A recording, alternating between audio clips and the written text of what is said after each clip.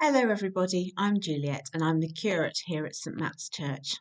And I'd like to talk to you this week about being real before God. We've been looking at a range of Psalms on Sunday mornings as they pick up the range of different moods we can be in while praying to God. We've thought about when we're not paying attention or when we're in trouble, being aware of our sinfulness and our forgiveness in God's sight. We've used lovely parts of the Psalms to help us with this. But there are some less lovely parts too, and Psalm 139 is a great example of this. It's such a famous psalm because it starts so nicely.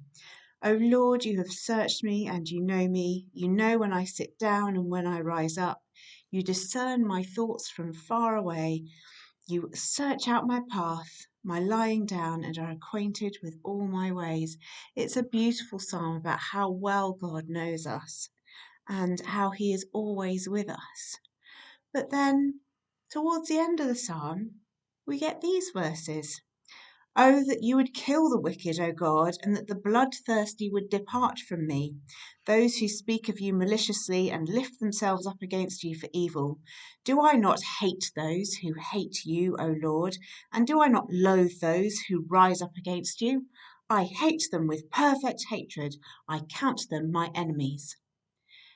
And then it returns to this: Search me, O God, and know my heart. Test me and know my thoughts. See if there is any wicked way in me, and lead me in the way everlasting. Now, would like to bet that probably we know most of that psalm quite well, but very few people would know those few awkward verses. They're usually skipped over because let's just focus on the nice bits. But we shouldn't shy away from challenging passages in the Bible, either in the Psalms or anywhere else. It's really helpful and important to take time to ask questions. Why are they there? Why did the author write them?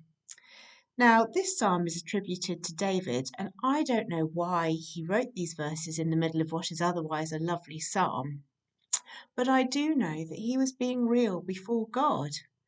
If we want a meaningful, deep relationship with anyone, we need to open up to them completely and let them get to know every bit of us. And this includes the times when we feel hate, resentment, anger, and other difficult emotions.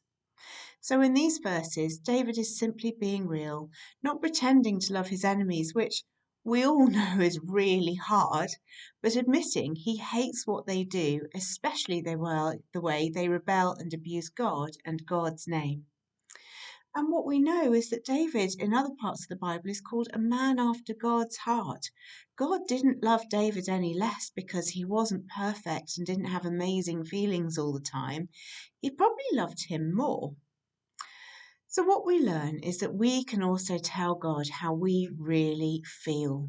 We don't need to worry if God will love us any less for this, because, like David, he won't. And in fact, here in verse 4 of this psalm, it says, Even before a word is on my tongue, O Lord, you know it completely.